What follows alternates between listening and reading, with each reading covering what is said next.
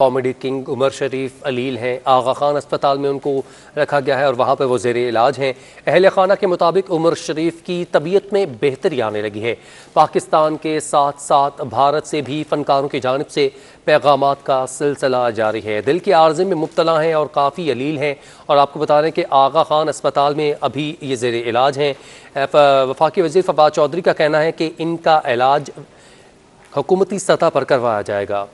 Legendary अदाकार उमर शरीफ कराची के आगा खान अस्पताल में ज़ेरे इलाज हैं। उनकी सेहत और इलाज के लिए अमरीका रवानगी से मुतालिक उमर शरीफ की ज़रीन गज़ल उमर से आपको बता दें, अहम खबर के हवाले से लेजेंडरी अदाकार उमर शरीफ कराची के आगा खान अस्पताल में ज़ेरे इलाज हैं। उनकी सेहत और इलाज के लिए अमरीका रवानगी से मुतालिक उमर शरीफ की ज़रीन गज़ल उमर से जानते हैं। बताइएगा क्या तफसीलात हैं। उनका डायलिसिस हुआ है कल, तो अल्हम्दुलिल्लाह वो काफ़ी स्टेबल हैं और तबीयत उनकी माशाल्लाह बेहतर है। अब बस हमें बहुत जल्दी जो है ना उनको हर हालत में यहाँ से अमेरिका लेके जाना है, क्योंकि उनकी वहीं पे जो है ना वो ट्रीटमेंट जो है जिसे कहते हैं माइस्ट्रल वेव क्लिपिंग, वो वहीं होती है। तो वो वहाँ पे डॉक्टर तारिक शहाब साहब ने जो है ना सब अरेंजमेंट किया हुआ है। वहाँ का जो हॉस्पिटल है जॉर्ज वाशिंगटन यूनिवर्सिटी हॉस्पिटल, वहाँ पे सारा अरेंजमेंट हुआ हुआ है। तो उमर को हर हालत में हमें वहाँ लेके जल्द से जल्द जाना है। तो अल्हम्दुलिल्लाह कि अभी जो इमरान खान साहब के ऑफिस से मुझे कॉल आ गई थी सुबह, और एम्बेसी से भी मुझे कॉल आ गई थी। उनके प्रोटोकॉल जो हैं सब वहाँ से मुझे कॉल आ गई थी कि वीज़े का प्रोसेस स्टार्ट कर दिया है उन्होंने। फॉर्म वगैरह सब फिल हो माशाल्लाह हो गए, तो मंडे को इंशाल्लाह हमारा इंटरव्यू हो जाएगा। तो मुझे लगता है कि मंडे या ट्यूसडे तक हमारा वीज़ा आ जाएगा। और उसके अहलिया उमर शरीफ ज़रीन गज़ल उमर हमारे साथ मौजूद थी और ताज़ा तरीन जो सूरत हाल है उमर शरीफ के उस हवाले से अपडेट कर रही थी, बता रही थी कि उनको अमरीका ले जाना होगा। वफाकी वज़ीर इत्तलात फवाद चौधरी और गवर्नर सिंध इमरान इस्माइल की आगा खान अस्पताल आमद हुई।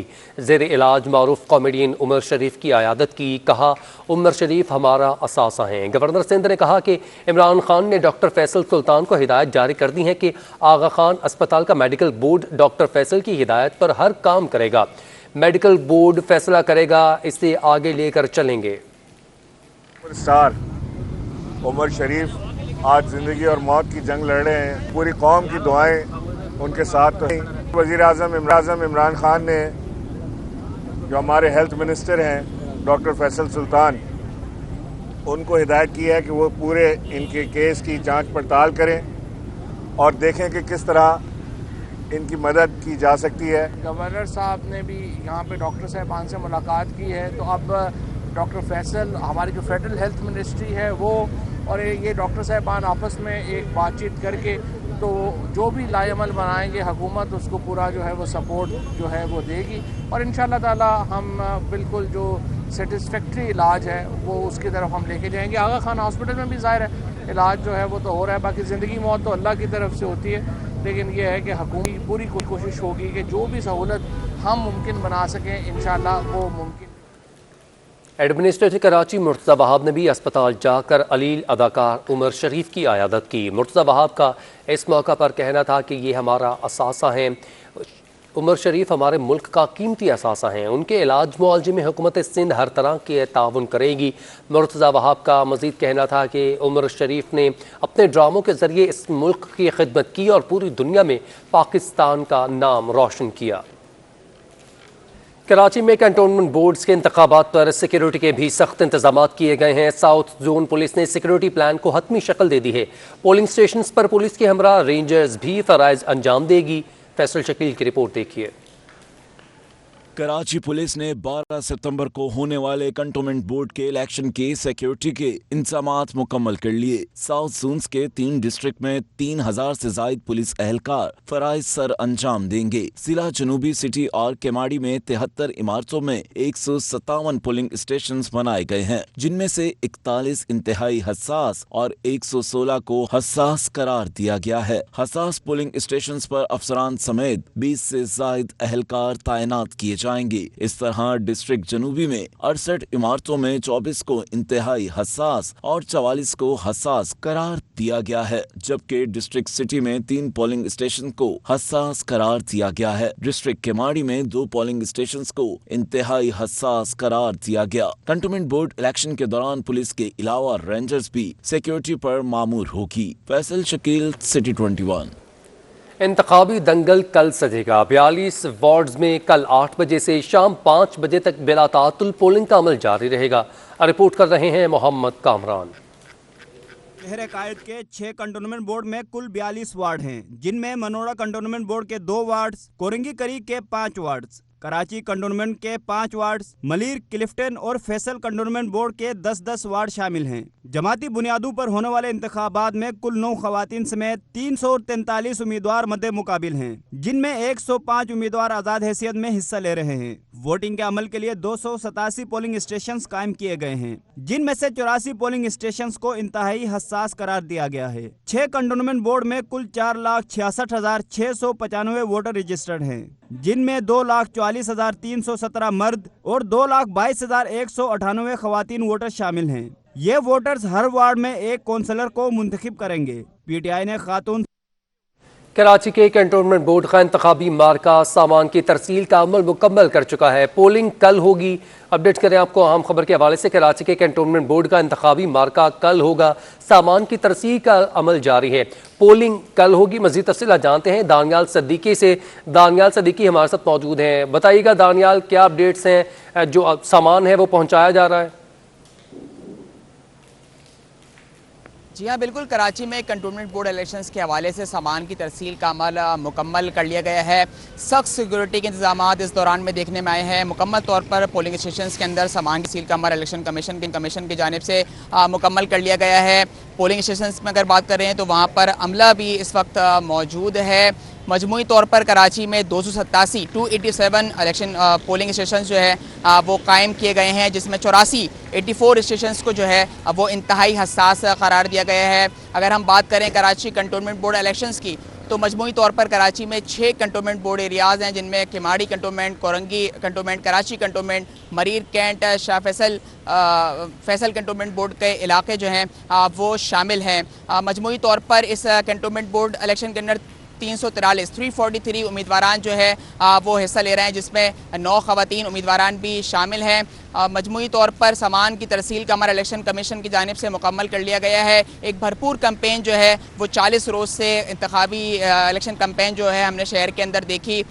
बिला आखिर वो कल रात 12 बजे तक इलेक्शन कमीशन के अहकामात के मुताबिक सियासी जमातों की जानिब से ख़त्म कर दी गई थी। कल अब से कुछ घंटे बाकी हैं।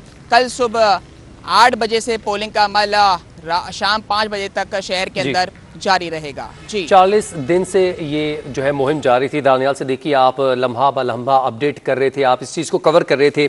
आपसे पूछना चाहूँगा, आप तमाम इलाकों में गए, लोगों से बातचीत हुई, उनका क्या कहना है? उनके जो मसाइल हैं वो कौन हल कर सकता है? ये टिल्ट और शिफ्ट किस तरफ नज़र आ रहा है आपको?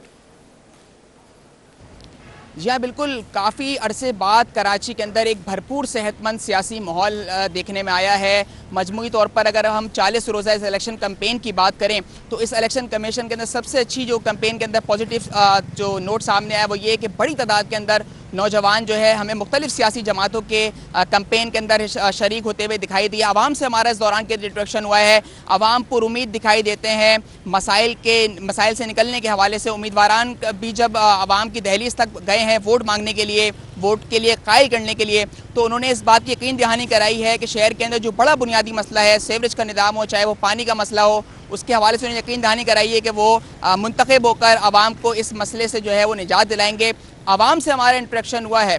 आवाम के मुताबिक वोट जो है तब्दीली का एक बहुत बड़ा ज़रिया होता है, जिसे वो 12 सितंबर को अपने पसंदीदा उम्मीदवार के हक़ में इस्तेमाल करेंगे। एक बड़ी अच्छी मुहिम जो है कराची के अंदर इस हवाले से देखने में आई है। सारा इन्हिसार जो है वो आवाम के वोटों के ऊपर है। देखना यह है कि 12 सितंबर को सजने वाले इस मार्के के अंदर आवाम किस सियासी जमात को पसीराई देते हैं और उसके हक़ में वोट डालते हैं। इसका पता तो कल ही चलेगा 5 बजे के बाद कि कौन सी जमात पर एतमाद रखा है अपने आवाम ने। दानियाल सद्दीकी हमें अपडेट कर रहे थे, बहुत शुक्रिया।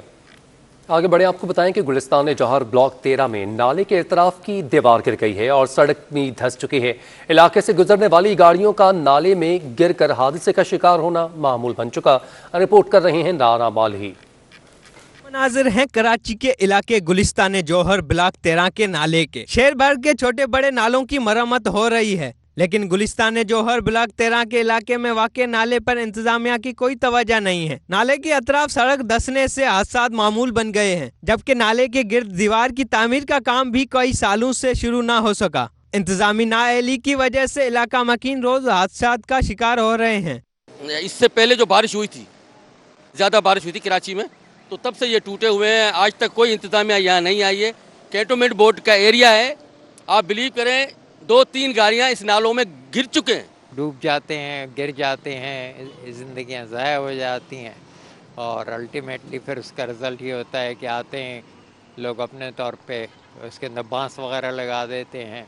ये काफ़ी टाइम से कम 3-4 साल से ये टूटा हुआ है और ये रिस्क की काम है। अल्लाह ना करे कोई बच्चा गुजर रहा है, कोई कुछ गुजर रहा है, कोई हेवी स्पीड में लोग आ रहे हों, कोई गाड़ी स्लिप हो जाए। अभी हमारे माशाल्लाह बारिशें तेज़ हो रही हैं, कोई बारिश में नाले असल में फुल हो जाते हैं, कोई किसी को पता ना हो बेचारा डायरेक्ट नाले में आ जाए, तो ये इमरजेंसी के लिए खतरनाक चीज़ है हमारे लिए। इलाका मकीनों ने इंतजामिया से अपील की है कि नाले की मरम्मत जल्द से जल्द शुरू कराई जाए ताकि आए रोज पेश आने वाले हादसा से बचा जा सके। कैमरामैन एहसन अमीन के हमरा, राना माली, सिटी 21।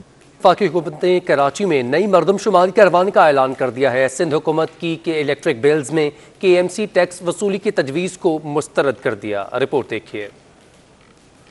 वफाक ने कराची की किस्मत चमकाने की ठान ली। शहर में 5 बड़े मंसूबे जल्द मुकम्मल करने का अहद कर लिया। शहरियों को ग्रीन लाइन बसों में सफर के लिए और तारीख भी दे दी। वफाकी वजीर असद उमर ने प्रेस कॉन्फ्रेंस में बताया कि ग्रीन लाइन मंसूबे के लिए 40 बसें लाई जा रही हैं। नवंबर में बसें चलना शुरू हो जाएंगी। 20 सितंबर के लगभग ये बसें आती हैं पहली, तो उससे 6 से 8 हफ्ते के अंदर हमारा जो है वो बाकायदा ऑपरेशन शुरू हो चुका होगा।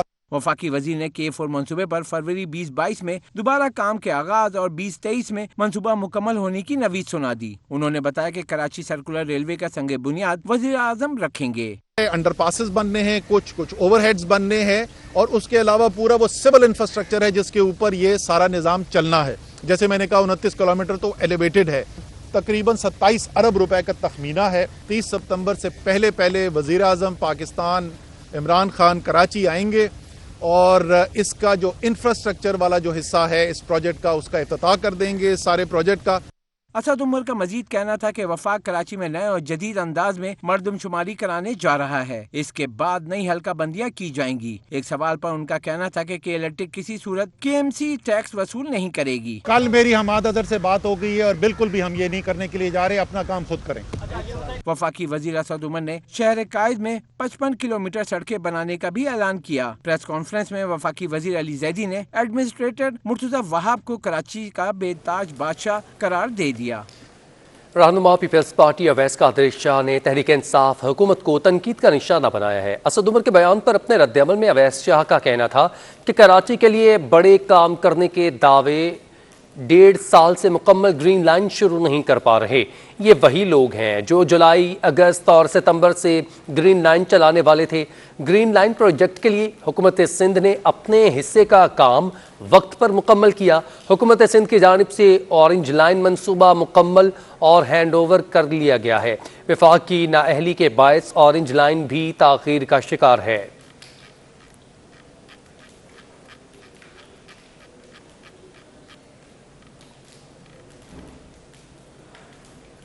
एडमिनिस्ट्रेटर कराची मुर्तज़ा वहाब ने कहा है कि मेरे 35 दिनों में कराची पर 35 साल से हुक्मरानी करने वाले परेशान हैं। वसीम अख्तर बताएं कि उन्होंने के इलेक्ट्रिक से KMC के वाजिबात क्यों नहीं लिए। KMC टैक्स पर शोर मचाने वाले बताएं कि वज़ीर आज़म के कराची के लिए 1100 अरब के पैकेज का क्या हुआ। रिजवान अहमद की रिपोर्ट देखिए। बल्दिया उज़्मा कराची के मरकजी दफ्तर में जर्मन सफ़ीर से मुलाकात के बाद मीडिया से गुफ्तगू करते हुए मुर्तज़ा वहाब ने कहा कि मेरे 35 रोज से लोगों की चीखें निकल गई हैं। वो लोग परेशान हैं जिन्होंने 35 साल कराची पर हुक्मरानी की है। मैं इस शहर का बेटा हूँ, इस शहर की खिदमत करना चाहता हूँ। मेरी पूरी कोशिश है कि KMC को अपने पैरों पर खड़ा कर दूँ ताकि आइंदा मेयर को माली मसाइल का सामना ना हो।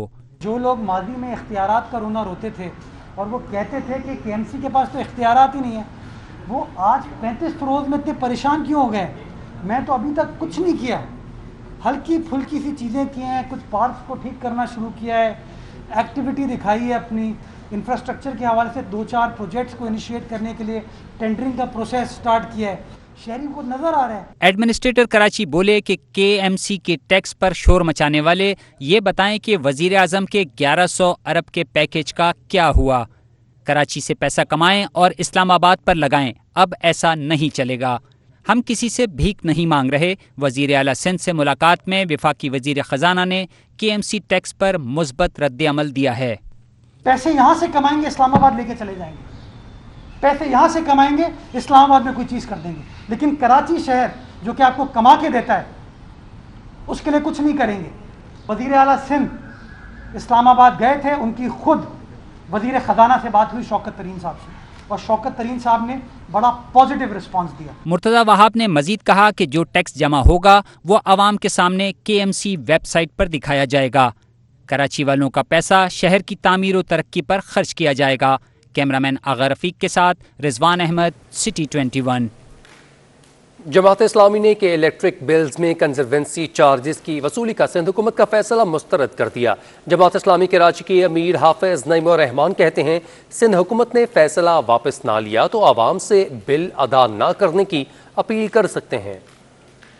बिलों में कंजर्वेंसी चार्जेस वसूली का फैसला नामंजूर। जमात इस्लामी ने भी सिंध हुकूमत के फैसले की मुखालफत कर दी। अमीर जमात इस्लामी कराची ने फैसले को ज्यादती करार देते हुए मुस्तरद कर दिया।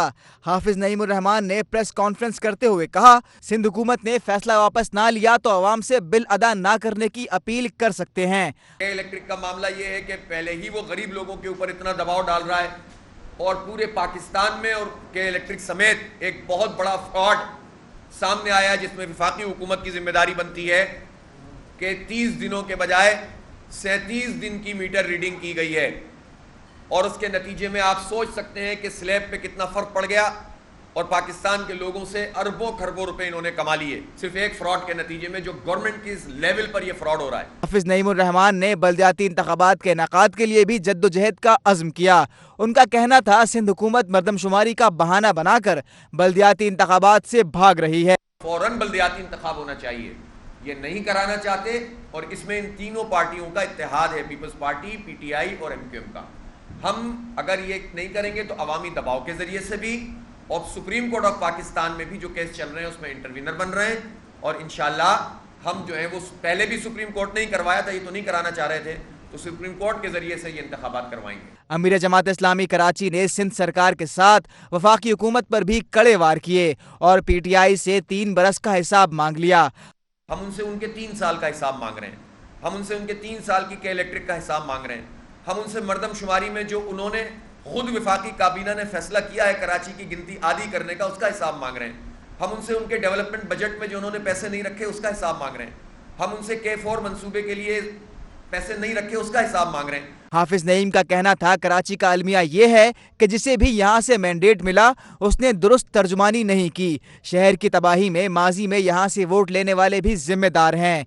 कैमरामैन हसन इकबाल के साथ ताबिश कफीली, सिटी 21। आलमी वबा कोरोना वायरस की बात की जाए तो कराची में कोरोना वायरस के मस्बत केसेस की शरह मजीद कम हो चुकी है। एक दिन में 456 केसेस रिपोर्ट हुए, शरह 7% तक गिर चुकी है। 20 मरीज इंतकाल कर गए। 689 मरीजों की हालत तशवीशनाक है, जबकि 57 मरीज वेंटिलेटर्स पर ज़ेरे इलाज हैं। शहर कराची में सरकारी कॉलेजेस में तलबा को वैक्सीनेशन लगाने का सिलसिला शुरू हो चुका है। अब तक 5000 से ज़ायद तलबा को वैक्सीन लग चुकी है, जबकि 14000 से ज़ायद तलबा ने वैक्सीन लगाने के लिए वालिदैन की इजाज़तनामे जमा करवा दिए हैं। शहर कायद के सरकारी कॉलेजेस में कोरोना वायरस की वैक्सीन लगाने का आगाज़ हो चुका। महकमा तालीम की जानिब से ऐलान किया गया है कि 17 साल से ज़ायद उम्र के तलबा को वैक्सीन लाजमी लगाई जाएगी। शहर कायद में गैर मुल्कियों के तहफ़्फ़ुज़ के लिए सिक्योरिटी इक़दामात के हवाले से कन्वेंशन का इनेकाद किया गया। DIG security and emergency services division Maqsood Ahmed की ज़ेर सदारत कन्वेंशन में SP foreigners security cell Azhar Khan समेत पाक फौज, रेंजर्स, सी पैक, पुलिस और चीनी सिक्योरिटी एक्सपर्ट्स ने भी शिरकत की है। इस मौका पर गैर मुल्कियों के लिए किए गए सिक्योरिटी इंतजामात, माजी में चीनी इंजीनियर्स पर हमलों और इक़दामात का भी जायजा लिया गया। सिंध हुकूमत ने महकमा एंटी करप्शन के 27 अफसरान के तकर्रुर तबादले कर दिए हैं, जिनमें 14 सर्कल अफसर और 9 डिप्टी डायरेक्टर्स शामिल हैं। Shahid Hussain Shahani circle officer Korangi, Syed Sarfaraz Shah circle officer जनूबी कराची तैनात कर दिए गए। खालिद आवान गरबी और सलीमुल्लाह मेमन सर्कल ऑफिसर मलीर तैनात किए गए। कामरान मेमन डिप्टी डायरेक्टर गरबी और मोहम्मद जमान आवान डिप्टी डायरेक्टर जनूबी तैनात हुए। यूटिलिटी स्टोर्स पर भी अशिया ज़रूरिया आवाम की पहुंच से दूर हो चुकी हैं। हुकूमत ने खुर्दनी तेल, घी समेत कई अशिया की कीमतों में इजाफा कर दिया। मजीद बता रहे हैं सलाल बड़ाइच। जी बिल्कुल, मुल्क भर में महंगाई का तूफ़ान जारी है। मार्केट में तो अशिया महंगी कीमतों में दस्तयाब हैं ही, उसके बाद अब जो है यूटिलिटी स्टोर्स की भी मुतादिद आइटम की कीमतों में इजाफा कर दिया गया है, जिसका इस्लामाबाद से बाकायदा तौर पर नोटिफिकेशन जारी हो गया। इस वक्त हम कराची के इलाके डिफेंस में एक यूटिलिटी स्टोर पर मौजूद हैं। इस्लामाबाद से तो नोटिफिकेशन जारी कर दिया गया है, लेकिन यहाँ पे अब तक नई कीमतों का इतलाक नहीं हुआ। इस यूटिलिटी स्टोर्स पर अब तक चीज़ें जो हैं पुरानी कीमतों में दस्तयाब है। तो जो भी सार्फिन हैं, जो भी ख़रीदार हैं, उन्होंने अगर महंगाई से बच के ख़रीदारी करनी है मुनासिब रेट में, तो वो यहाँ कराची की यूटिलिटी स्टोर्स का रुख करके ख़रीदारी कर सकते हैं। चीज़ों की कीमत में इजाफे के हवाले से बताएँ तो कुकिंग ऑयल इस वक्त पे वो है जिसकी कीमत में सबसे ज़्यादा इजाफा हुआ है। कुकिंग ऑयल और घी की कीमत में 95 से 96 रुपये फ़ी लीटर का इजाफा हो गया है। इसके अलावा दीगर चीज़ों की बात करें तो पत्ती हो गई, टिशू के डब्बा हो गए, केचप हो गए, टी वाइटनर हो गए, इनकी कीमतों में भी इजाफा हुआ है। मार्केट के मुकाबले यूटिलिटी स्टोर्स पे चीज़ों की कीमत की बात करें तो मार्केट के मुकाबले और यूटिलिटी स्टोर्स पे चीज़ों की कीमत में अब इतना फ़र्क नहीं रहता, जिसका सबूत ये बात है कि अब कराची के बेशतर यूटिलिटी स्टोर्स पर आवाम का वो रश नहीं दिखाई देता। जहाँ पे कुछ वक्त पहले या कुछ महीने तक पहले जब रिलीफ आइटम में तो आवाम का बाकायदा एक जमे गफ़ीर होता था। और जी ठीक है, बहुत शुक्रिया सलाल वड़ाइच, आप अपडेट कर रहे थे। यूटिलिटी स्टोर्स महंगाई के बायस आवाम के ज़ख्मों का मदावा ना कर सके। 10 किलो के आटे का थैला ख़रीदना है तो दीगर अशिया भी ख़रीदनी होंगी। यूटिलिटी स्टोर्स इंतज़ामिया की इस शर्त ने शहरियों को परेशान कर दिया। यूटिलिटी स्टोर्स पर कई रोज़ बाद आटा फराहम कर दिया गया। स्टोर्स पर चीनी, तेल, घी और चावल समेत दीगर अशिया ज़रूरिया भी फराहम की जा रही हैं।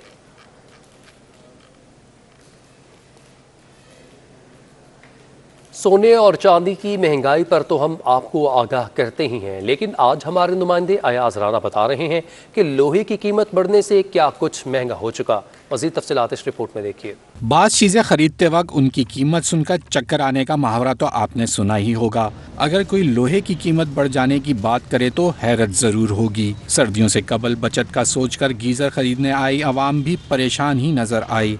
पिछले साल गीज़र लेना चाह रहे थे तो जाहिर सी बात है महंगाई ने कमर तोड़ दी है, और गीज़र लेने की अभी इतनी सख्त नहीं है कि महंगाई की वजह से हम गीज़र ले नहीं सके। ऑफ सीज़न है, गीज़र सस्ते होंगे, लेकिन वैसे ही है जो सर्दियों में महंगा है, इस तरह अब भी महंगा चल रहा है। जबकि टैक्सेस, डॉलर और आयरन की बढ़ती कीमतों से ताजिर भी परेशान नजर आए। प्राइस काफ़ी बढ़ गई है, शीट्स की चादरों की प्राइस जो है, तो इस वजह से गीज़र जो है तकरीबन 3 से 4 हज़ार रुपये प्राइस में इजाफा हो गया है गीज़र के अंदर। कीमतों में इजाफा मुसलसल हो रहा है और इस वक्त जो है 3-1 हज़ार रुपये का इजाफा हुआ है, लेकिन आने वाले दिनों में मजीद 1500 से 2000 का इजाफा हम देख रहे हैं। जबकि अगर खुद गीजर बनवाना है तो कीमत भी ज्यादा अदा करनी पड़ेगी। 14 गेज में 30 गैलन का गीजर 22,000 से कम नहीं मिलेगा, और इसी तरह गेज बढ़ाते जाएं और 3-3 हज़ार रुपए का इजाफा देते जाएं। कैमरामैन वहीद खान के साथ अयाज राना, सिटी 21। आलमी मंडी में खाम तेल की कीमतों में इजाफा और डॉलर की बढ़ती कदर के बायस गाड़ियों का इंजन ऑयल भी महंगा हो चुका है। सलाल बड़ाइच की रिपोर्ट देखिए। ऑयल चेंज वर्कशॉप के इंचार्ज का कहना है सिर्फ ऑयल ही नहीं बल्कि डॉलर महंगा होने से गाड़ियों के तमाम पार्ट्स और सर्विस का सामान महंगा हो गया है। आलमी मंडी जो इंटरनेशनल मार्केट जो है ऑयल की, उसके अंदर जब इजाफा होता है कीमतों में तो हमारे भी ऑयल के रेट बढ़ते हैं। बाकी इसी वजह से ऑयल के रेट बढ़ते हैं, जिसकी वजह से बिल्कुल कारोबार ख़राब हुआ है। गाड़ी के ऑयल की कीमत में इजाफे से शहरी परेशान है। गाड़ी के मैकेनिक्स का कहना है कि अब तो छुट्टी के रोज़ भी काम ना होने के बराबर होता है। आज हफ्ते और एतवार वाले दिन आते हैं लोग, बड़े लोग काम मेंटेनेंस गाड़ियों का काम कराने के लिए, और महंगाई की वजह से काम ठंडे पड़े हुए हैं, काम नहीं आ रहा है। सर्विस और मेंटेनेंस के लिए मैं आया था, लेकिन इस वक्त सूरत हाल ये है कि हर चीज़ बेइंतहा एक्सपेंसिव हो गई है, बहुत महंगी हो गई है। काम की पोजीशन ऐसी है कि भाई 2 दिन काम होता है, 5 दिन हम फारिग बैठे होते हैं, कोई काम नहीं। बढ़ती महंगाई को काबू करने के लिए हुकूमत दावे तो कर रही है, लेकिन हकीकत इसके बिल्कुल बरअक्स है। अवाम हुकूमत से महंगाई का नोटिस लेने का मुतालबा कर रही है, लेकिन हुकूमत शहरियों को रिलीफ देने के बजाय सिर्फ वादे करने में मसरूफ है। कैमरामैन हसन इकबाल के हमरा Salal Waraich, city 21। Engro LNG terminal से 600 MMCFD गैस की सप्लाई 13 सितंबर से 15 सितंबर तक बंद रहेगी। ज़राए के मुताबिक LNG टर्मिनल फ्लोटिंग स्टोरेज ओवरवी गैसिफिकेशन यूनिट को तब्दील किया जाएगा, जिसके लिए टर्मिनल से गैस की सप्लाई बंद रहेगी। LNG को गैस में मुंतकिल करने वाले जहाज़ की मुंतकली करके 3 रोज़ के अंदर गैस सप्लाई बहाल कर दी जाएगी। जर्मन सफ़ीर ने पाकिस्तान तहरीक इंसाफ कराची के सदर खुर्रम शेर ज़मान से उनकी रिहाइशगाह पर मुलाकात की है, जिसमें मुख्तलिफ अमूर पर तबादला ख्याल किया गया। दोनों रहनुमाओं ने मुलाकात के दौरान कराची समेत सूबे भर में वफाकी हुकूमत के तरक्याती मनसूबों से मुतालिक गुफ्तगू की। खुर्रम शेर ज़मान ने शहर में जारी तरक्याती कामों से मुतालिक जर्मन सफ़ीर को आगाह किया। कायद आज़म की 73वीं बरसी के मौका पर वज़ीर आला और गवर्नर सिंध ने मिज़ार कायद पर हाज़िरी दी। वज़ीर आला सिंध कहते हैं, पाकिस्तान को जिन ख़तरात का सामना है उनका मुकाबला करना होगा।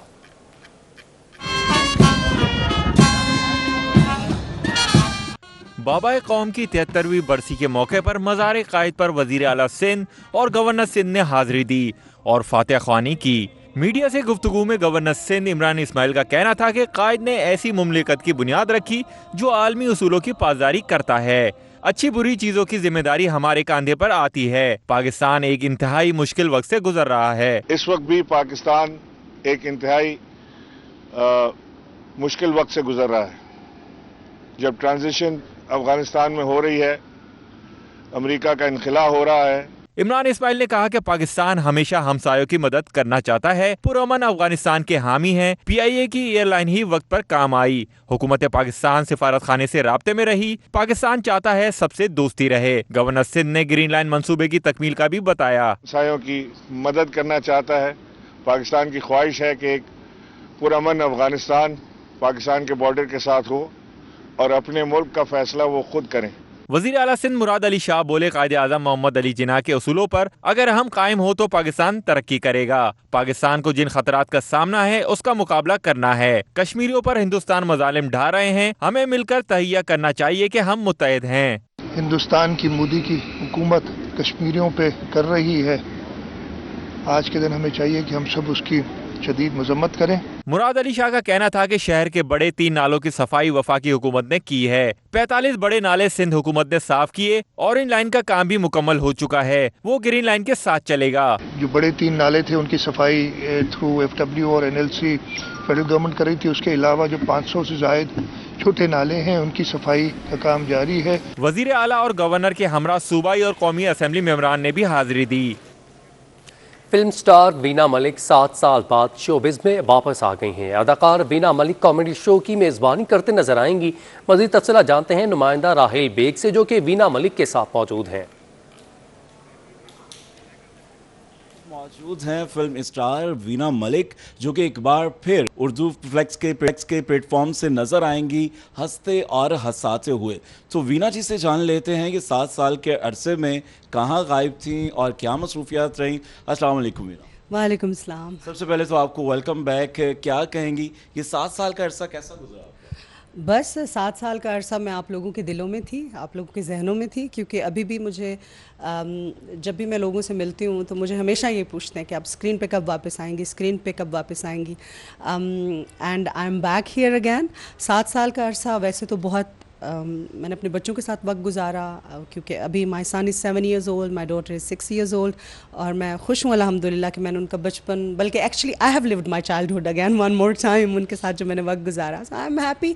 और देखें ना, बहुत सारी चीज़ें आप प्लान नहीं करते हैं, बहुत सारी चीज़ें अल्लाह ताला ने आपके लिए प्लान करके रखी होती हैं कि कब आपको कहाँ जाना है और कब आपको कहाँ वापस आना है। अच्छा वीना, इन 7 साल के अरसे में आपने शोबिज़ की लाइफ को मिस किया, तो याद आती थी कि कुछ करूं, ऑफर्स तो यकीनन थी आपके पास, तो कभी होता था कि नहीं अभी नहीं अब करना है, तो 7 साल बाद इतना लंबा गया? एक्चुअली मैंने कॉन्शियस ब्रेक जो थी खुद इसलिए ली बिकॉज़ मैं अपने घर में अपने बच्चों को वक्त देना चाहती थी, क्योंकि उनका बचपन जो है वो, बच्चों का बचपन तो एक ही बार होता है, हमारा भी एक ही बार था, it's not gonna come back again. और करियर और शोबिज़ एक ऐसी चीज़ है कि जो आप कभी भी शुरू कर सकते हैं। अगर आप एक अच्छे आर्टिस्ट हैं तो आप कहीं से भी, जहाँ से आप खड़े हो जाते हैं वहाँ से कतार शुरू हो जाती है। बिल्कुल जी, वीना उसमें नजर आएंगी और वीना काफ़ी हैं लोगों को हंसाने के लिए। जी ठीक है, बहुत शुक्रिया राहिल बेग, आप वीना मलिक के साथ मौजूद थे।